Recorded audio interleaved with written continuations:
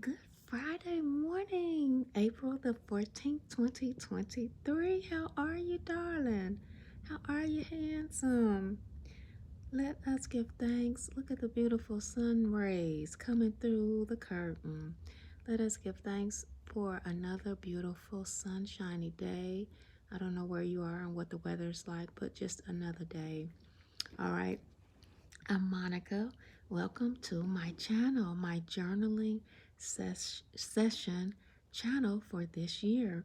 And for those of you who may be new to my channel or just stopping by, I want to just give you an introduction of what the channel is about. Okay, so those who are participating are following our master plan, which we created in the first few months of this year. The master plan is for 2023, and the master plan is a simple but detailed plan of things that we're planning on doing for this year. It includes things like how you're wearing your hair, what kind of clothing you're going to be wearing. For instance, if you're going to be wearing braids for this year and maybe switch once a month hairdos. You wear braids one month, and next month you wear whatever, a different style. Just simple things that we're going to be doing. The clothing that you're going to be wearing, if you're going to just order, you are your dress person, you wear mostly dresses, keeping it simple. You order 2 weeks worth of clothing and you rotate them, and every season you switch to a different wardrobe. You either give things away that you haven't been using, haven't been wearing, or you store it up or whatever. But it with detailed master plan. Okay, so that should already be done, but if you're new, welcome to the channel. Start your master plan. It should include things like your diet, what you're planning on eating, your budget. All right, speaking of budget, the second part of the journaling session is a monthly budgeting system. The master plan is for the whole year. The monthly budgeting system should include at least 5 sheets of paper. Every month, we're doing a budget, or the goal is to do a budget. The goal is to pay your bills at the beginning of the month or the end of a month so that you have a cushion and that you have some space between the time next month's bills are due. So if something happens, you lose your job or something, you have some cushion, okay? Breathing room. You have some time before you're stressed out.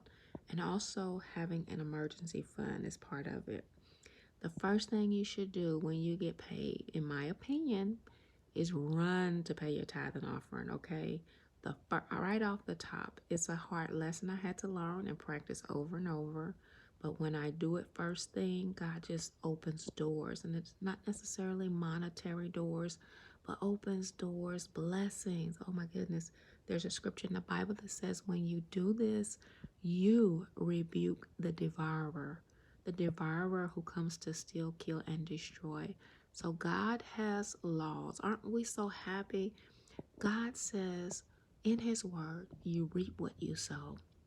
So listen, you don't have to be out to get revenge on a person. Guess what? The wages of sin is death. Just like God created order in the universe, the sun rises in the east and sets in the west no matter what. There is law and order in God's kingdom, and it is the way it is. So guess what? Even if people feel like they're getting away with things, the wages of sin is death.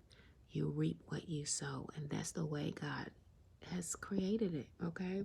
So listen, the other 3 sheets, part of your budgeting system, should be your monthly written goals. What are you trying to achieve in this month? Your written goals. And every month should get you closer to your end of the year goal, your annual goal, okay? Next, you should have a page that highlights your annual goals. And on that page, you should have the things that are due monthly. For instance, what is it that you normally have to do once a year? Your car registration. Okay, what month does that happen? Okay, what bills are just one time a year bills? Is it your AAA? Is it your Sam's card? What is it? And what month are they due in? What month do you go to the dentist? Do you go once a year? Do you go twice a year? What month do you do your annual doctor visit? All of these things should be on your annual budget, your annual goal sheet. And then you should also have it broken down on the same sheet.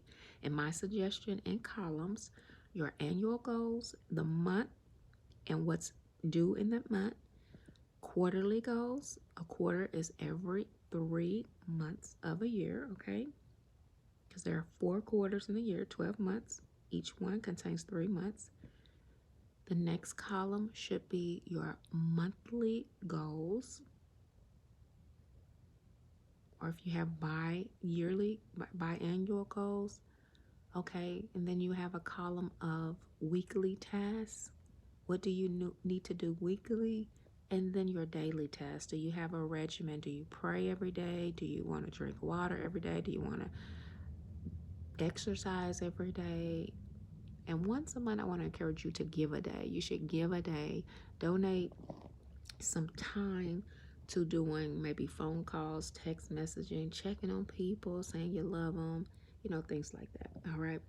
So the next page, the fourth page in the budgeting section, should be a monthly tracking sheet of your credit score. So once a month, you log on to whatever you use, if it's Credit Karma, Credit Sesame, Credit.com, MyFICOScore.com, whatever, CreditWise, whatever app or whatever site you use to track your credit score, and write down your credit score. Keep up with that.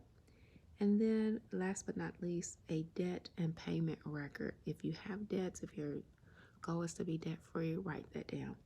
All right. Now, in this journal, we are also tracking our weekly progress. So at the end of every week, the week begins on Sunday. Sunday's the first day of the week, and Saturday's the seventh day of the week, the last day of the week. On Sunday morning or Saturday night, you can go back and grade yourself for the week. Did you do what you said you were going to do? Did you eat how you said you were going to eat 5 days out of the week? How many checks did you give yourself? Okay. Grade yourself to see how you're doing. And also, I want to say, when you're tracking in your daily journal record, so now this is an example of a daily journal record. We're writing things, not just our balances and what we're planning on eating and what we're planning on making and spending, but what we're actually spending our money on. So if you bought lunch, you write that down if you want to write where you bought it and how much you spent. You don't just write what you plan on making and what you plan on spending, but you want to be a little bit more detailed so that you can go back and say, okay, this day I spent this much at this place. Okay. All right. And last but not least, if you want to include important documents or where they are, and for instance, your age, your date of birth, your last wishes, and the location of important documents, you can also do that. All right, so I just want to give you an introduction to what this channel is about. Now, for today, let us do our journaling session. Let us write down what our balances are. Hey, if it's payday, run. Okay, run to pay your tithe and offering. All right, write down what you're planning on eating today. Drink water. Usually I try to drink water on the video, but I have some in front of me. I don't have time right now, but I did drink some already. So drink your water. Write down what your goal is for spending or not spending. Are you planning on not spending today? Are you going to spend $10, $20, however much? And then at the end of the day, you might have to go back and write down what you actually spent money on. Keep your receipts in an envelope for the month if you can. When that envelope gets a little thick, you know you're spending a lot of money. If it's thin, you know you're doing pretty good. All right.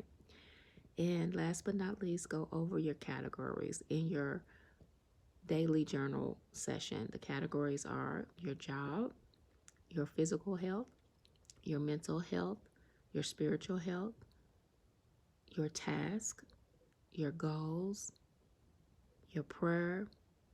Have you had any dreams?